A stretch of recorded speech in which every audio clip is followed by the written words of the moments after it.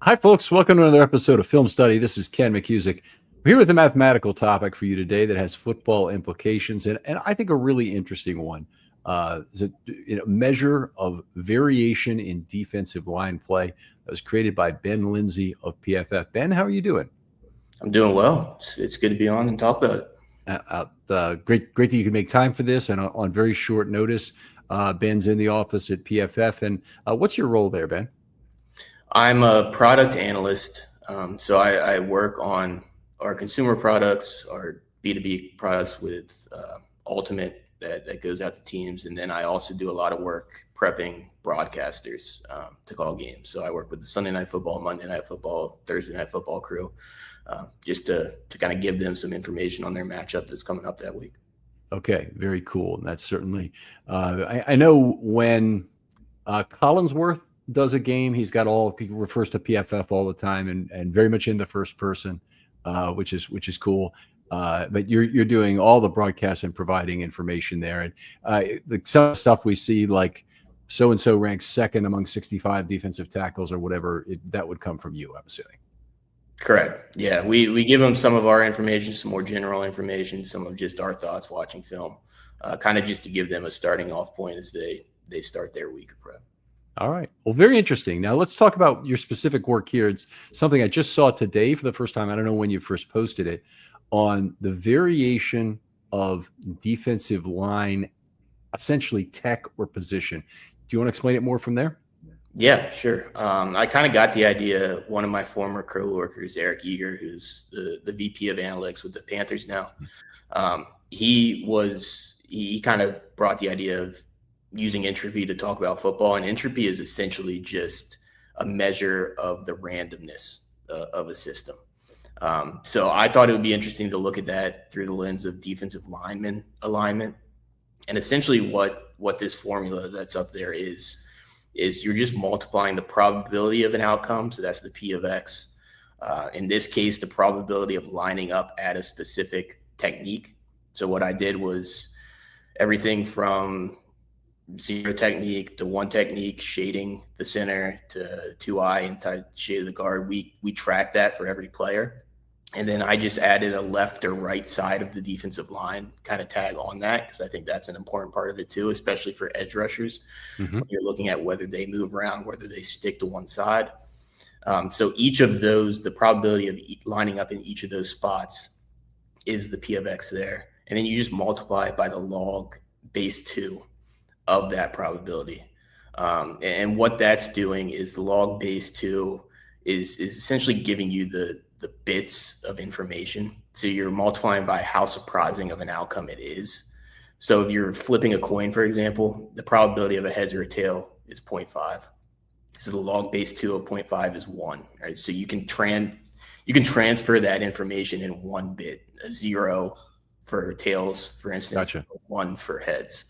The log base 2 of 1, so you know the outcome already, is 0. Right? So you're not learning any new information. It doesn't get added. Log base 2 of 0.25 is 2. You can transfer it in 2 bits of information. So that's essentially what entropy is summing across all of those different outcomes to give a measure of how uncertain we are about where these different defensive linemen are going to line up.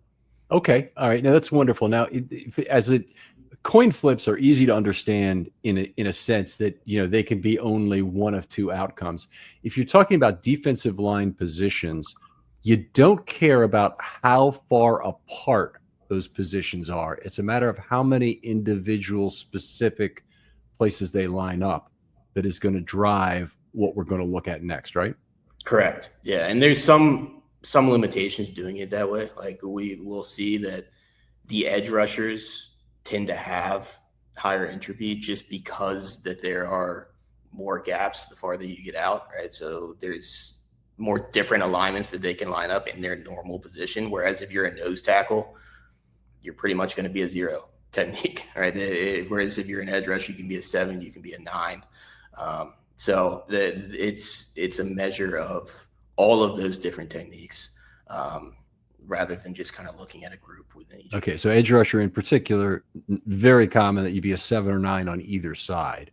And would your entropy work out to be higher if you had half your snaps as let's say you only played two positions. So you only play a 7 technique left or right. If you play half your snaps on one side as a 7 and half as a 7 on the other side, and the other guy plays 10% of his snaps as a 7 on one side and 90% on the other, is there any difference in the entropy between those two? There would, right? So if it's the more uniform the split in probability is, the higher the entropy. So the guy who plays 50% on both sides would have a higher entropy than the 10-90 split. Okay, great. That's as far as I think, as deep as we want to go into the math.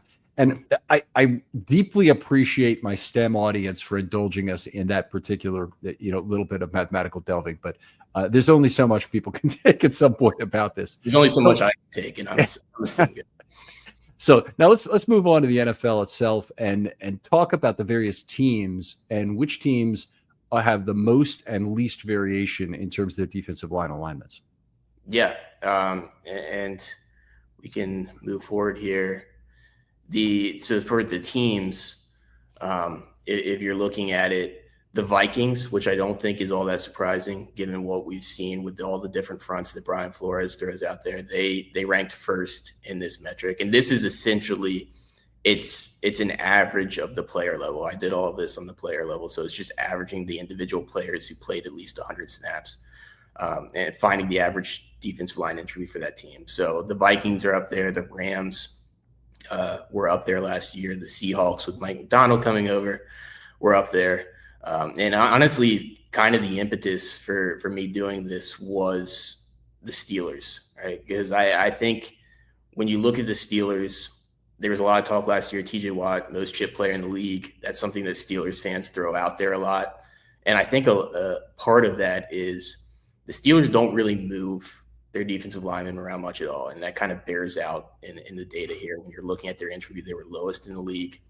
You pretty much get TJ Watt on the right tackle side, Alex Highsmith on the left tackle side, Cam Hayward kind of that 3 tech spot opposite TJ Watt.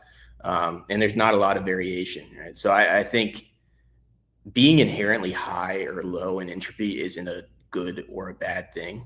I think if you are more predictable, it's a little bit easier to game plan for. Right? You know where the guy is going to be. You can kind of build a game plan around that. Whereas some of these teams like the Vikings, Rams, and Seahawks, it's a little bit harder to do that.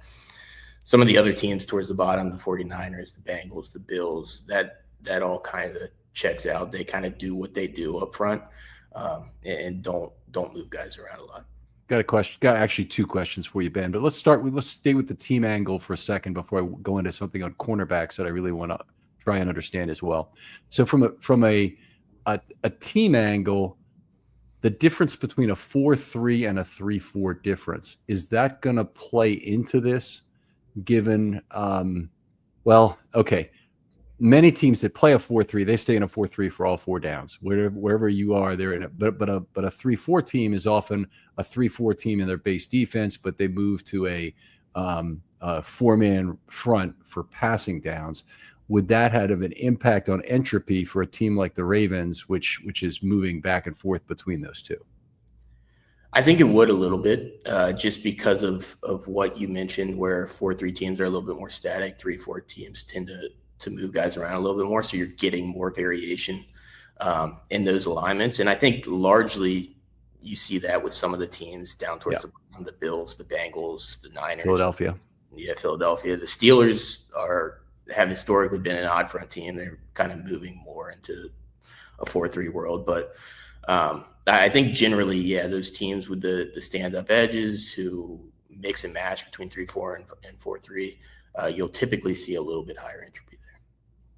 All right. Now, here's the other thing that came to mind as you're showing me this graph is, and maybe there's more simple ways to do it than get into something relatively complex like entropy, would be to look at how cornerbacks align. Do they align left or right in the slot? Now, obviously, they since they have to match with the receiver. Sorry, they have to generally be opposite a receiver or on an edge if they're going to end up there. If there's no receiver on their side, usually their alignments are not really their choice. But the thing that I'd be trying to measure is traveling teams. whether teams are chasing opposing corners, and I'm wondering if there isn't a way to reflect that, either using entropy or maybe using a different method.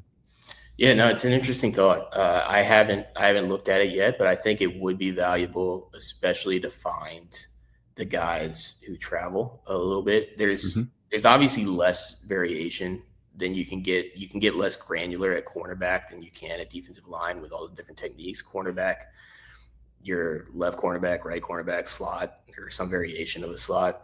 So there's less options, but I still think it would be interesting to look at what guys do move around the most. You'll get a clear picture of the guys who travel between the slot and outside. I think you might not fully get those shadow guys because they're still primarily left and right, regardless of whether they're following a receiver or not. But it could be interesting to see. I know we've done it in the past with safeties because you have a little bit more variation, but I think corners would be interesting as well. All right, I'd look forward to that. If you do that, I'd make sure to have you back on for that one. Let's take a look at the Ravens specifically. Obviously, this is a Ravens show. We want to understand how much variation the individual Ravens players have. We saw the Ravens as a team were right in the middle of the league in terms of their amount of variation, or as measured by the entropy stat.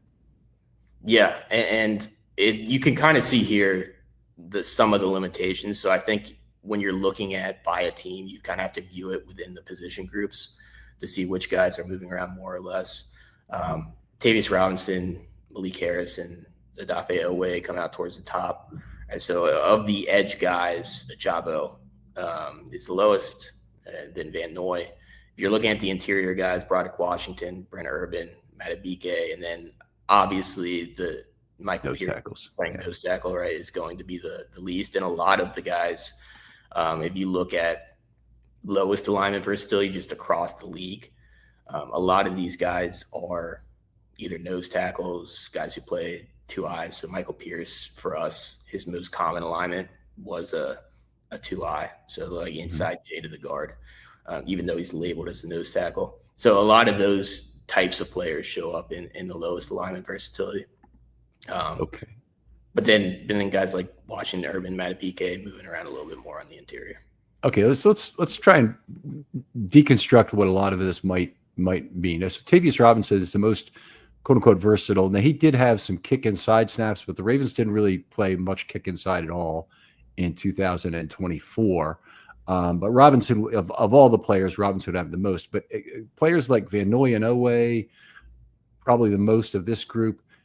The question arises as if they line up off ball, are they immediately excluded? Is that snap excluded for purposes of this discussion?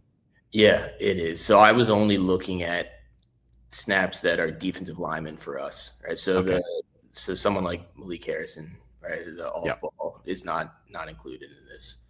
Okay, very, very good. So that explains a lot, particularly about Malik, who played a lot of weak side linebacker. That's a good one. Okay. And I still see the most variation in a player like Robinson. I'm actually very surprised about Harrison having that kind of number. So where did he line up that would get him north of 4? So I understand how you might get to 4 if he's playing left or right, say 7 or 9, or is it really, I guess it'd be 7 or 5 more likely. Yeah, it's so the higher guys, I don't, off the top of my head, I don't know where Harrison his alignments were, but generally him being high indicates that it was a fairly even split left versus right. And it was also a fairly even split in terms of how wide he's lining up on those sides, right? So some 5, some 7, some 9. Whereas someone like Ajabo, maybe he's lining up more on one side specifically. Maybe when he is lining up on one side, he's lining up more in a specific gap. A little bit more, whereas Robinson and Harrison have a little bit more variation in how wide they're lining up and also what side of the line of scrimmage they're lining up on. Okay. All right. Going down to one that is surprising to me, Nnamdi Matabike comes out as one of the least moved around linemen. So the Ravens are primarily a right-handed team. So I guess, it would depend on the rest of the league being a right-handed offensive team, that he would end up as a 3-tech on the left side most of the time, which I think is probably his most common position. I know you don't have it in front of you there, but I'm a little bit surprised, given the amount of times he kicked outside to play edge, that he didn't show up with more alignment entropy. Yeah, he was, I just checked, he was 229 out of 333 total players in this sample across the league.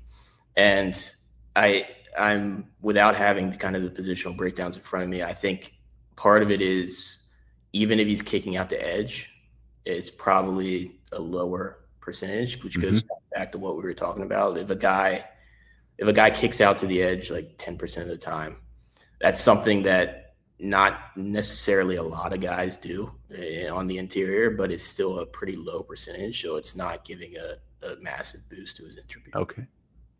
All right. Well, definitely a very interesting measure. I could see other applications for work in football. Otherwise, any other final thoughts on this before we call it? I don't think so. I think next, what I'm interested in looking at is kind of building on this to not just looking at the player level, but kind of looking at defensive fronts, doing some more work on coverage schemes. I do think that there's some interesting applications beyond just kind of looking at individual defensive linemen. Okay. So appreciate you having me on to talk about it. No, wonderful. Where can people follow you online? They can follow my written work at pff.com, and then on Twitter at BLinsey, or Ben_Linsey. Ben_Linsey. Okay, fantastic. Other folks out there, if you'd like to be on a film study short, this is the one. I've got time before camp starts. Hit me up. DMs are always open on Twitter. I'd love to talk to you. Ben, thanks again for coming on. No problem. Thanks for having me. And we'll talk to you.